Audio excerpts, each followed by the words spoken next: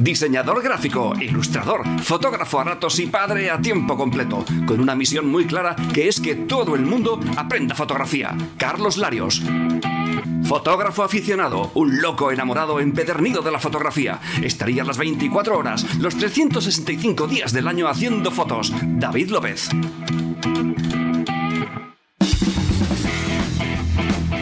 Bienvenidos a 12 pulgadas, el lugar donde verás, escucharás y aprenderás fotografía.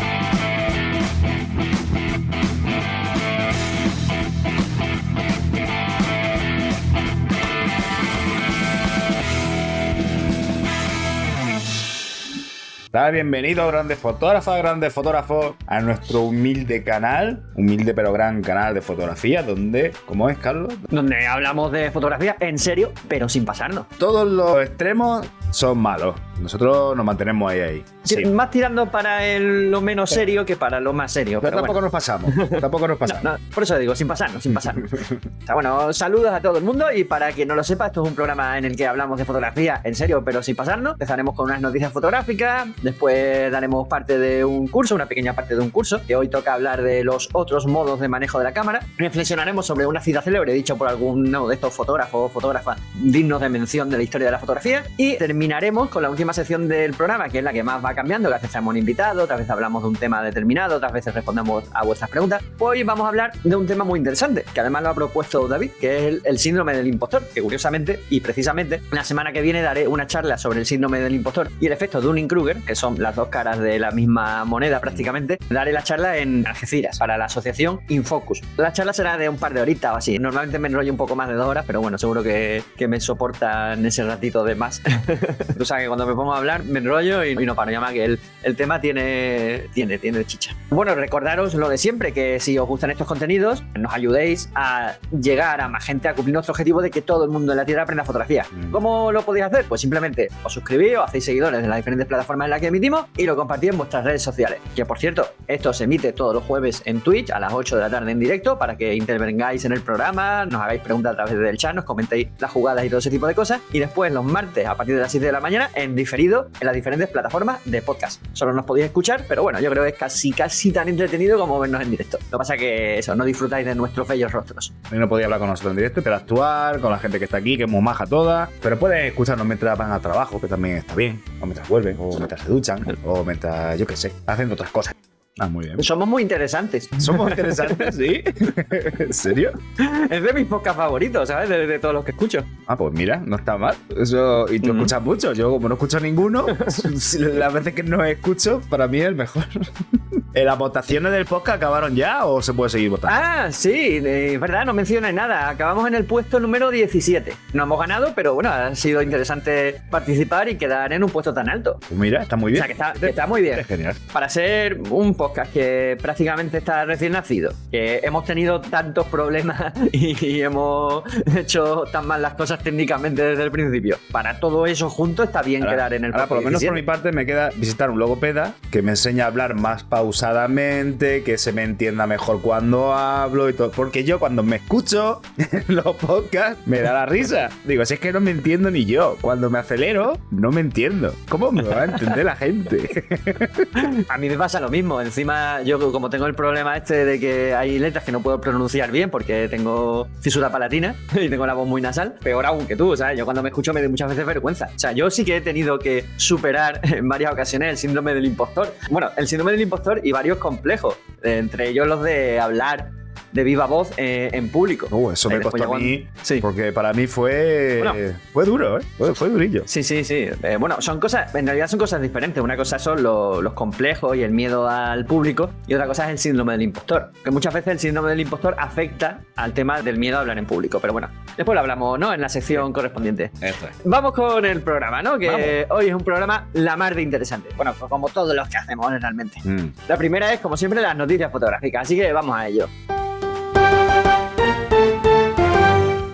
La primera noticia fotográfica que os traigo esta semana y es que han fotografiado un unicornio. ¡Tío! El ser mitológico este de un solo cuerno, un caballo con un solo cuerno, pues lo han fotografiado con una cámara de un parque. ¿Qué pasa? Yo estoy emocionado.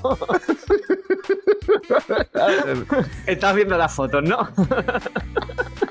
Ha ocurrido en el Parque Nacional del Bosque Petrificado de Arizona y los funcionarios del parque publicaron las imágenes en Facebook. En la publicación pusieron: la luna llena resalta a los unicornios del parque, y se ve, bueno, creo que es una cabra que tenía un solo cuerno o algo así, Sí, o es una como cría de alce. Es como, sí, como un ciervo grande, un... Sí, aquí la noticia viene, Claro. que son alces machos que pierden uno de sus cuernos. Normalmente le ocurre mucho a las crías. La verdad es que la segunda foto podría más o menos pasar. La otra que tiene el cuerno así saliendo para un lado. Algo tiene, pero bueno, así...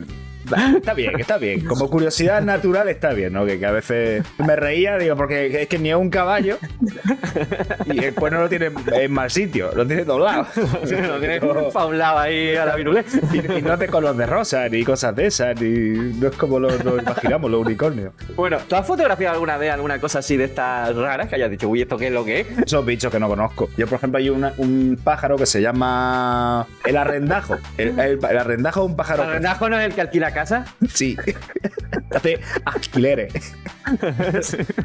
Es un pájaro muy chulo, muy bonito. Hay uno que es azul totalmente, pero el que tenemos aquí en España tiene unas plumillas azules con vetas negras. En general, el pájaro es muy chulo. Pero haciendo yo una sesión de high, me vi un arrendajo, pero era muy feo. Pero feo, despeluchado. Digo, este pájaro está enfermo. Digo, yo sé que era un arrendajo, digo, esto está enfermo, ¿esto qué le pasa? Madre mía. Y claro, cuando ya terminé la sesión y me fui a ver al que cuida la finca y todo eso, digo, oye, mira a ver el pájaro, te enseñé fotos, digo, porque creo que está enfermo. Dice, ¿qué va? ¿Y si eso es cuando cambian las plumas? Que se pone casi de feo todo. Digo, ¿en serio? Sí, se pone muy feo. Digo, no, si ya lo estoy viendo. Muy Yo curioso. le pregunto a la gente que está aquí en el chat en directo y a la que nos escucha a través del podcast, ¿qué es lo más raro que han fotografiado? A ver si se nos sorprende con alguna cosa extraña. Yo, bueno, raro no, pero curioso fue cuando iba por un parque y una grajilla, que es parecida a un cuervo, pero es más pequeñita y tal. Son de la familia de los cuervos, son Sí, un muy corvito. inteligentes. Estaba apoyada en una barandilla. Iba yo acercándome y esperaba que echase a volar. Y no echaba a volar. Entonces me acerqué, la saludé. Digo, Digo, hola. ¿Qué pasa, Gustavo? Sí, y me miraba así con cara inteligente, ¿sabes? Y me... Con gafas. Se puso las gafas para mirarte. Imagina que suena: buenas tardes, Carlos. Y yo, ¡hostia! Extendí la mano para tocarla y tampoco se iba. Me puse a acariciarla. Estaba jugueteando así con el pico, con mi mano y tal. Y se me acabó posando en el brazo, en el izquierdo. Y como tenía la cámara en la mano derecha, le hice una foto. Mañana, como estamos fotografiando mascotas ahora en el reto de 12 pulgadas, pues os voy a enseñar la foto de la grajilla posada en mi brazo. Son bichos muy listos, sí. Están en una zona de parque y suelen echar comida, pues se queda por allí. Bueno, pasamos a la siguiente noticia. Y bueno, en realidad son dos noticias, porque hay una previa y una posterior, que es esta en concreto, ¿vale? La primera noticia que salió era que en el WordPress Photo, el concurso internacional más conocido sobre fotografía de prensa, habían decidido permitir el uso de la inteligencia artificial en su concurso. Vale, Lo leí que habían puesto que sí, que claro, empezaron a caer lídito. Claro, que te quedas todo loco. Qué pena. Después rectificaron un poco, enseguida, o sea, cuando vieron la que se le estaba viniendo encima, rectificaron un poco diciendo no, o sea, nos referimos a que... No me he equivocado, es que no me he equivocado, perdona.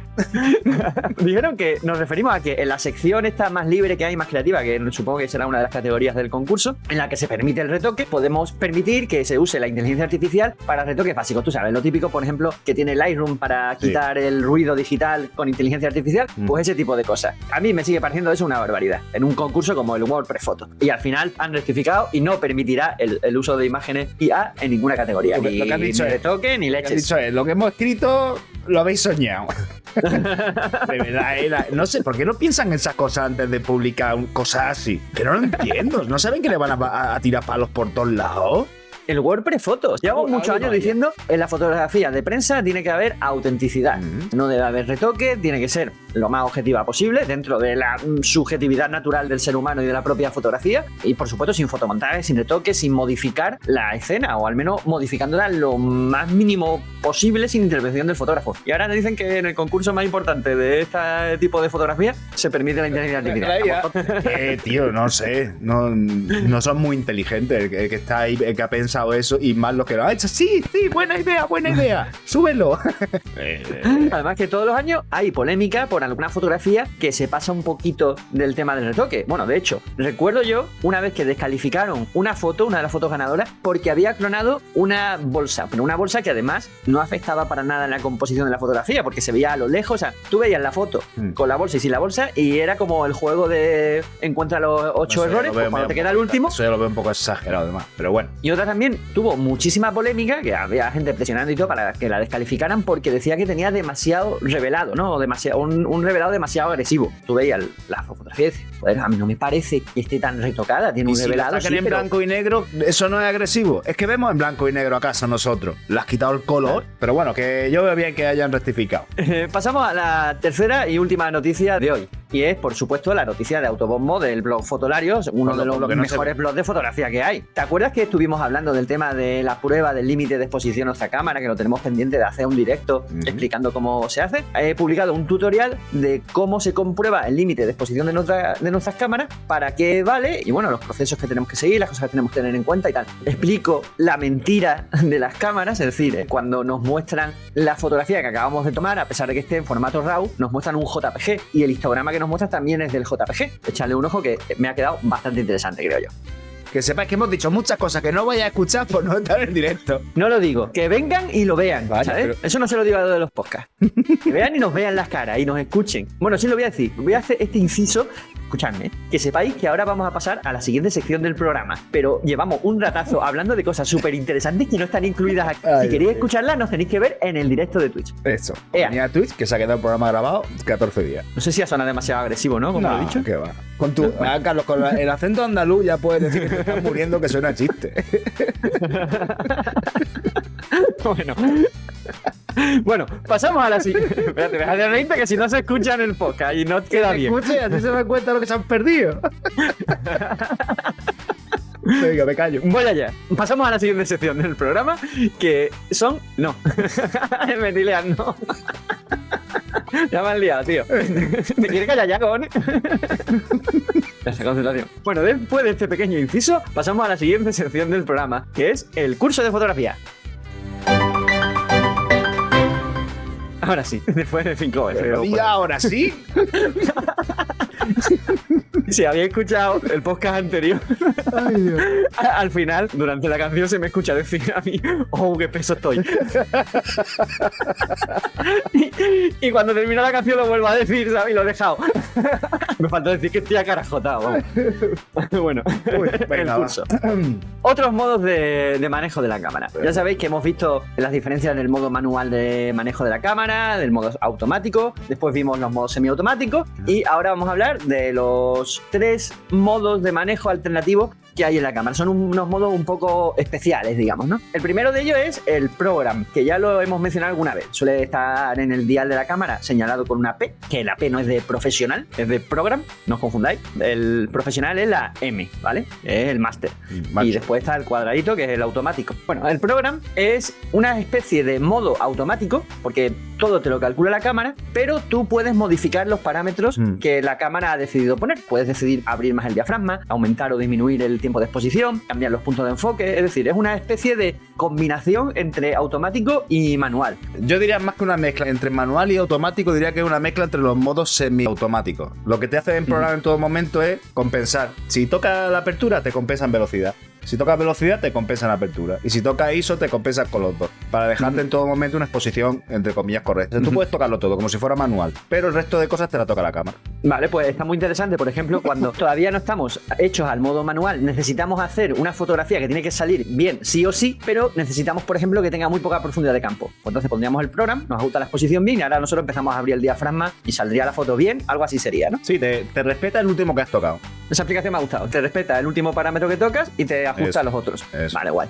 Bueno, el caso es que el siguiente modo, el modo bulb, que además tú buscaste por qué se llama modo bulb, y está representado con la letra B normalmente en el dial, o a veces también cuando aumentas la exposición hasta 30 segundos, siguiente vez que aumentas la exposición pasa a modo bulb. ¿Y por qué se llama modo bulb? Que tú lo buscaste en su momento. Pues, ¿qué significaba bulb? ¿Perilla o...? Sí, perilla o bombilla. Que se utilizaban antes las cámaras antiguas de fotografía, que era un mecanismo por aire. Era una perilla de aire como la que utilizamos para limpiar las cámaras. Entonces, cuando apretaban la perilla, el aire empujaba el pistón, que hacía que la cámara abriera el obturador. Y mientras mantenía la perilla apretada, el obturador estaba abierto y estaba recogiendo luz. Cuando tú soltabas la perilla, se cerraba y terminaba la foto. Exactamente, eso es el modo bull. En resumen, el modo bull es que tú presionas el disparador de la cámara y el obturador permanece abierto hasta que sueltas el disparador de la cámara. Obviamente, si lo haces con el dedito presionando el botón de disparo, pues te puede temblar la cámara, se puede mover y tal. Entonces, se suele utilizar sobre trípode y con un disparador remoto o con un intervalómetro. Se suele utilizar mucho en fotografía de paisaje, en fotografía nocturna, que tenemos que sobrepasar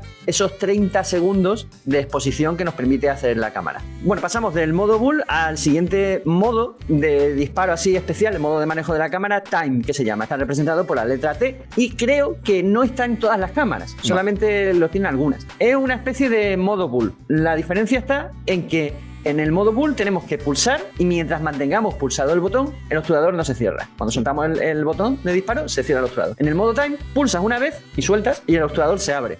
Pero se queda abierto hasta que vuelves a pulsar una segunda vez y entonces se cierra. Pues ese sería el último modo. Ya hemos visto todos los modos de manejo de la cámara en esto del curso. Pasamos a la siguiente sección del programa, ¿no? Que toca la frase de la semana.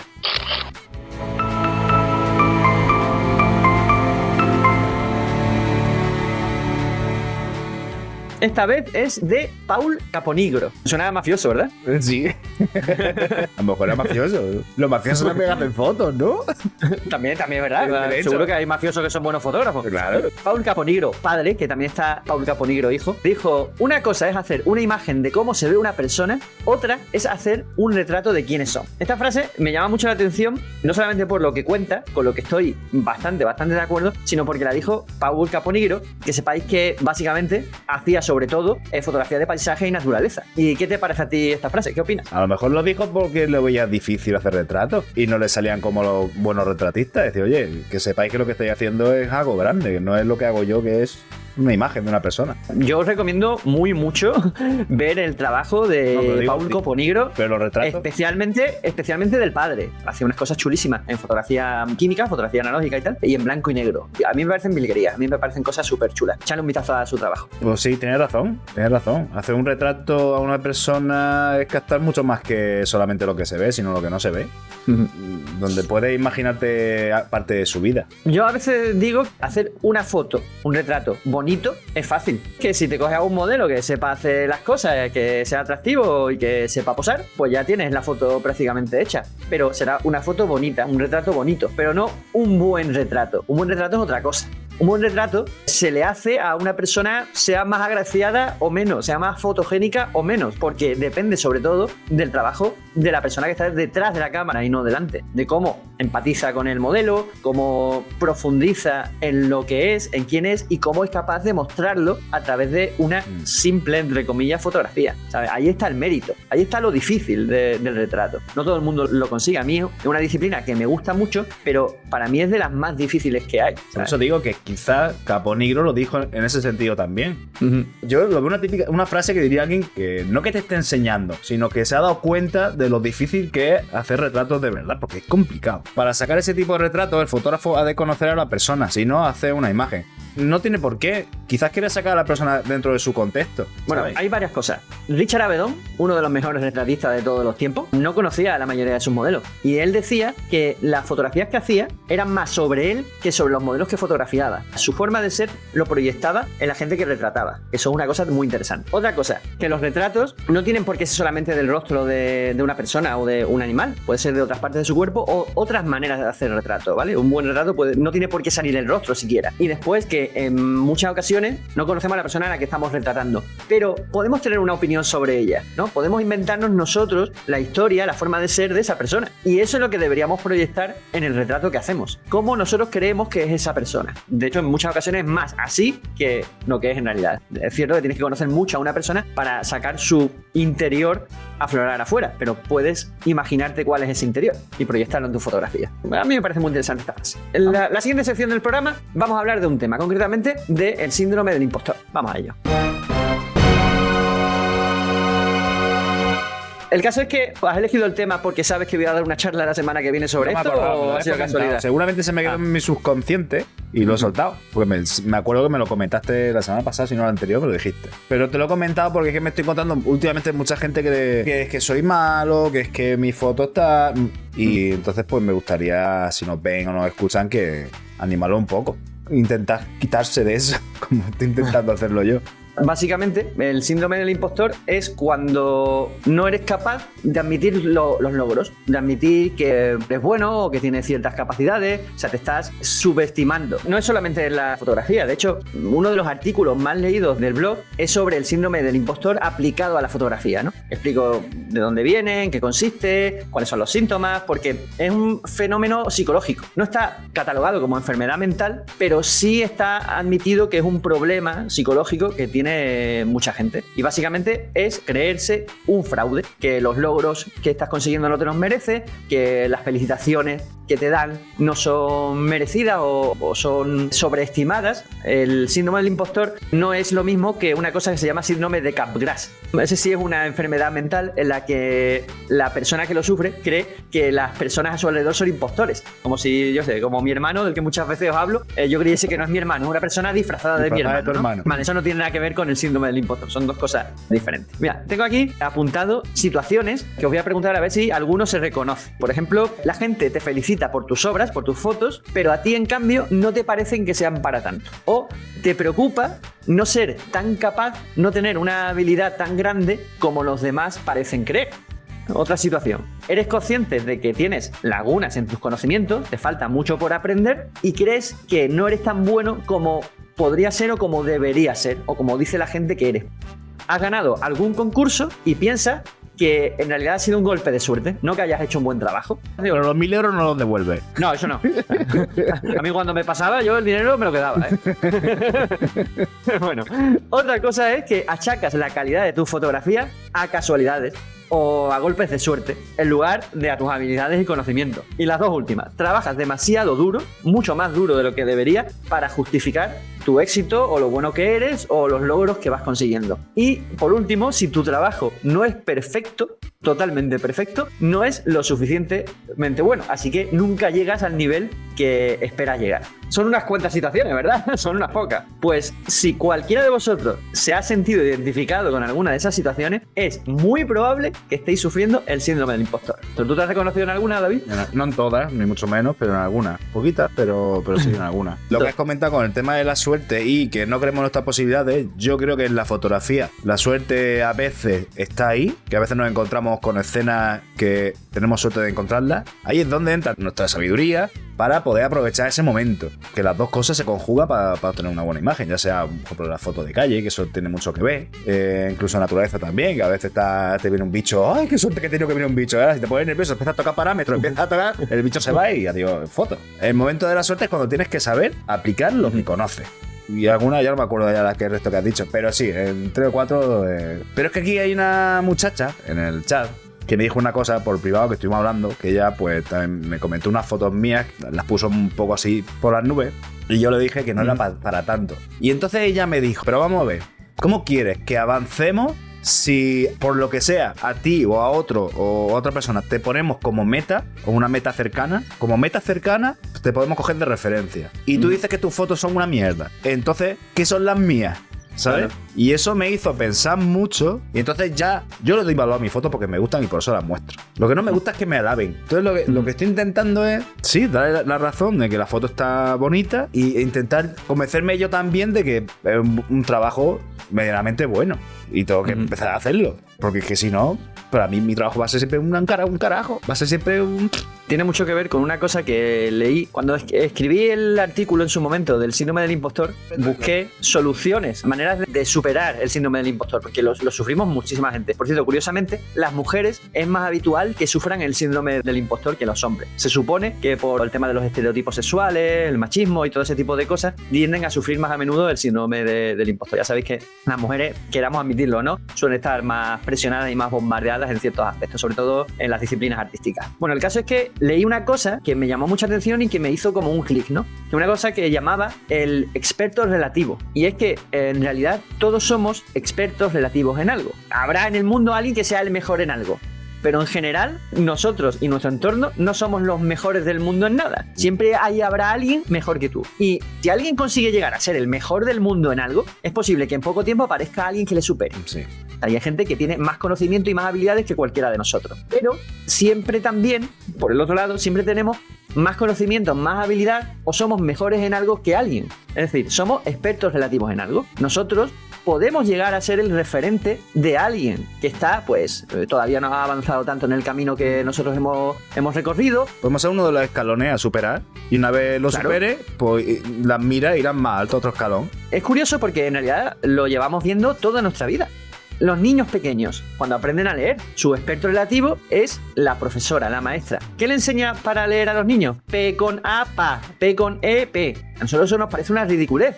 Pero para esos niños, la maestra es su experta en lectura, en la que más sabe en el mundo de lectura. Sí. Pero esa maestra tiene algo que enseñarles a esos niños porque saben muchísimo menos que nosotros, aunque a nosotros nos parezca ridículo. Pues eso lo podemos extrapolar a cualquier disciplina, bueno, artística, a cualquier disciplina fotográfica, que es de lo que estamos hablando en el programa. Estoy seguro de que cada uno de nosotros, de cada uno de los que escuchan este programa, de cada uno de los que nos ven, de los que nos siguen en cualquier plataforma, saben mucho de algo de fotografía. O, como mínimo, saben más que otros que están recién empezando. Todos vamos dando pasicos y cada uno está en un momento del camino. Exactamente, esa es la clave. Cada uno estamos en un momento diferente del camino. Y siempre habrá alguien por delante de nosotros, pero también habrá siempre alguien por detrás, mucho más retrasado que nosotros. El síndrome del impostor ocurre en muchas ocasiones cuando queremos ser los mejores en algo. Nunca vamos a conseguir serlo, nunca vamos a poder llegar a ser mejor. Centrémonos en una cosa que siempre he dicho muchas veces, que es en ser mejores simplemente que nosotros mismos. Y que lo que sabemos, lo que somos capaces de enseñar a los demás, porque sabemos algo más que ellos, por poco que sea, pues compartámoslo, enseñémoslo y ayudemos a los que están un poquito más atrás en el camino. Esa filosofía la llevamos tú y yo, Carlos, muy dentro, porque los dos aprendimos, vamos, yo de Benito eso lo tengo a rajatabla. Esa filosofía de compartir y no guardarme nada, vamos, para mí es ley. Eso sí que es una ley, no la de 2 tercios. Y entonces todo lo que venga, todo lo que yo le puedo echar una mano, que yo sepa, la gente no sepa, no comprenda, estoy siempre dispuesto a explicarlo y siempre dispuesto a... Me enorgullece poder enseñarlo, no que yo sepa más. Me enorgullece el que venga, me pegue una pregunta y poder responderle y ayudarle. Eso me gusta mucho, me llena mucho. Con lo que ha dicho la profesora y referente a lo que me dijo la chica esta, me ha venido a la cabeza. Imagínate que esa profesora le dice a los niños: os voy a intentar enseñar esto, pero es una chorrada. Eso de PA con PA es una chorrada. ¿Tú crees que los niños le pondrían interés? Claro. Seguramente no. La maestra, como dice, venga, vamos todos a aprender P con A, pa, y lo dirá como si eso fuera ganar la Copa del Mundo. Del mundo. Exactamente, porque si no, si dice, esta es una chorrada, si en 2 meses ya no vaya a avanzar y no vaya a acordar. Pues los niños dirán, pues si es una chorrada, ¿para qué lo voy a aprender? Claro. En esa tesitura me vi yo. Si yo mis fotos las valoro no como una mierda, pero mucho menos que el resto de la gente que las ve, entonces va a decir, pues mira, pues entonces paso de ti y luego encima haces que la persona se sienta peor. Porque si sus fotos son para él una mierda, que en teoría tú y yo, Carlos, que estamos aquí haciendo críticas y tal, si me autocritico yo mismo como una mierda, pero casi, ¿qué serán las mías? Y es que yo no quiero que la gente crea que sus fotos son una mierda. Entonces, como yo no quiero que la gente crea que su trabajo es una mierda, pues voy a tener que empezar a ver mi trabajo un poco más con su ojo, a ver si lo consigo. Mis fotos me gustan y por eso las pongo, pero no les doy más. Preséntala a concursos, pues ¿para qué la voy a presentar a concursos? No la veo para concursos, no la veo para una exposición, la veo porque me ha gustado cómo ha salido y la muestro. Mira lo que he hecho hoy. No más, ¿sabes? Entonces, pues yo voy a intentar recular un poco. Lo que pasa es que no me quiero pasar al otro lado, al otro síndrome, porque eso me tocaría más las narices, ¿sabes? De eso hablaremos otro día, del efecto de Dunning-Kruger, que es la otra cara de la moneda. Pero bueno, hay que tener claro que lo del síndrome del impostor le puede ocurrir a cualquiera. Lo único que tenemos que conseguir es que el síndrome del impostor forma parte de un mecanismo de defensa, básicamente, del miedo. El miedo existe porque es un mecanismo de defensa para no meternos en fregados de los que podemos salir apaleados. Pero, al igual que el miedo, no debemos dejar que nos bloquee. Me parecería una lástima, y sé que hay gente que ha dejado de hacer lo que le gusta, que es, por ejemplo, hacer fotos, por ese miedo que le genera el síndrome del impostor. Qué pena dejar de hacer algo que te gusta tanto, que te apasiona tanto, que con lo que te lo pasas tan bien, por una cosa que en realidad es irreal, que no existe, porque es un efecto psicológico, no es real, no es objetivo el síndrome del impostor. Además, curiosamente, yo he dicho que le pasa a todo el mundo, ¿no? Pero en realidad el síndrome del impostor no le ocurre a todo el mundo. ¿Sabes a las únicas personas que jamás tienen síndrome del impostor? Bueno, los que tienen el otro síndrome. No, también pueden sufrirlo, ¿eh? Bueno. De hecho, yo he estado y seguiré estando en ocasiones en ambos lados. Las únicas personas que no tienen síndrome del impostor son los verdaderos impostores. ¿Impostor en qué sentido? Los estafadores, los que engañan. Los que hacen fotos con IA. Los que hacen imágenes con inteligencia artificial. Dicen que es una foto. ¿No? Los que van sin la verdad por delante. Los que dicen, no, esta es una fotografía purista y es un retoque. O todo lo contrario. Es decir, esa gente nunca tiene síndrome del impostor. La gente que más sabe, la gente más capaz, es la que más consciente es de sus propias limitaciones. Y más miedo tiene a ser señalado como impostor, como estafador o que menosprecien su trabajo. Y se ve superado cuando sobrevaloran desde su punto de vista las cosas que hacen. En cambio, los ignorantes, los torpes, los que no saben hacer nada, son los más echados para adelante, los más valientes. Todos hemos escuchado el tema de el valor, ¿no? O la valentía del ignorante. Los ignorantes suelen ser los más valientes, ¿sabes? Los más intrépidos. Pero claro, porque no son conscientes de que se van a estampar contra un muro. O los que son conscientes de que realmente están engañando. Esos son los que jamás tendrán el síndrome del impostor, ¿vale? Bueno. Vais terminando, ¿no? Soluciones para superar el síndrome del impostor. Una de las claves ya la hemos dicho. Tener en cuenta que todos somos expertos relativos en algo. Es decir, somos el referente de alguien, al igual que alguien siempre es el referente de nuestro. Nunca vamos a poder ser los mejores en algo. Siempre habrá alguien mejor que nosotros, con lo cual esa carga quítatela encima. Otra cosa, la perfección no existe, es inalcanzable. Tú intentas ser un poco mejor cada vez, mejorándote y superándote a ti mismo, no a los demás. No te compares con los demás. Otra solución, una muy simple. Cuando te hagan un cumplido, agradécelo, da las gracias y punto. No digas, bueno, no es para tanto, bueno, no es tan buena la foto, bueno, es que he tenido suerte. No, tío, cállate, ¿sabes? Deja de soltar tantas palabras por esa boca y simplemente cuando te hagan un cumplido, desde que tu foto es buena, es bonita, es encantadora, es magnífica, tú coges y das las gracias. Agradécelo sinceramente y ya está. ¿Sabes qué tuve que aprender a hacer yo eso con los regalos? Cada vez que me regalaba a alguien, sea quien sea algo, yo le decía, pues no, que no me hace falta, no lo tenías que haber hecho, pero que lo decía de corazón, ¿eh? No te creas tú que era... Chico, que no hacía falta que te gastara dinero en mí, que tal, que cual. Entonces se sentían peor. Entonces lo que aprendí, mira, si te están haciendo un regalo es porque le sale dentro hacer un regalo. Cógelo, agradécelo y ya está. No hay que decir nada más. Ya está, porque si no te sentís peor. Bueno, esto es lo mismo. Es que estoy ahí arreglando mi mecanismo de pensamiento muy poco a poco, porque yo paso. Precisamente, otra manera de superar el síndrome del impostor es realizar las tareas una en una, poco a poco, ir paso a paso, ¿vale? Porque el síndrome del impostor en muchas ocasiones aparece cuando nos enfrentamos a un proyecto que creemos que nos supera. Crean miedos y nos pueden generar el síndrome del impostor. Bueno, pues, ir poco a poco, ir paso a paso, viendo, a ver, ¿qué necesito para hacer esta tarea? Esto, pues lo hago. Deja de pensar en todo lo demás que vendrá después. Esquematiza todo el trabajo que tienes que hacer y ve realizándolo paso a paso, poco a poco, uno a uno. Empieza por lo más fácil, lógicamente, y ve aumentando la dificultad poco a poco. Verás que nunca tendrás la sensación de que está aumentando la dificultad. Y será otra manera de superar el síndrome del impostor. Otra solución, una libreta, tío. O un sitio donde apuntar las cosas buenas que conseguimos, que nos pasan o que nos dicen. Cada vez que ganemos un concurso, lo apuntamos en esa libreta. Cada vez que estemos orgullosos de una foto, la apuntamos en esa libreta. Cada vez que alguien nos dice que una foto nuestra es magnífica, que le gusta, que le ha cambiado su manera de ver algo, por grande o pequeño que sea lo que nos dicen, el elogio que nos hacen, lo apuntamos en esa libreta. Y cuando esté ahí en un bloqueo por el síndrome del impostor, abre esa libreta y te pones a leer todas las cosas que has ido consiguiendo, todas las habilidades que tienes, todos los logros que has conseguido y todas las veces que la gente te ha dicho lo bien que ha hecho tu trabajo. Verás que todo esto del síndrome del impostor es ficticio, no es real. Sobre todo, no podemos permitir que algo como el síndrome del impostor nos impida hacer lo que más nos gusta hacer, que es la fotografía, en este caso. Muy bien. Muy bonito, Carlos. Muy bonito. Ahí hubiéramos puesto una musiquita de fondo, tranquila. Espero que los que tenemos más o menos nivel de síndrome del impostor, pues vayamos poquito a poco aprendiendo a valorar un poco más nuestro trabajo. Por lo menos valorarlo al mismo nivel que lo valora la gente que nos ve en nuestro trabajo. O por lo menos entender el por qué nos lo valoran así. Nada, Carlos, ¿qué? Que nos vamos yendo ya, ¿no? Nada más, vamos a ir terminando, ¿no? Recordar a la gente que esto se emite en directo los jueves a las 8 de la tarde en Twitch y podéis intervenir, hablarnos y enteraros de muchas cosas que después no aparecen en el podcast. Y esos podcasts pues los publicamos los martes a partir de las 7 en las diferentes plataformas. Seguidnos, haceros suscriptores del canal y compartirlo en vuestras redes sociales para ayudarnos a cumplir nuestro objetivo de que todo el mundo de la Tierra aprenda fotografía. Por mi parte, nada más que decir que buena luz a todos. Que lo paséis muy bien, chicos. Chao, adiós.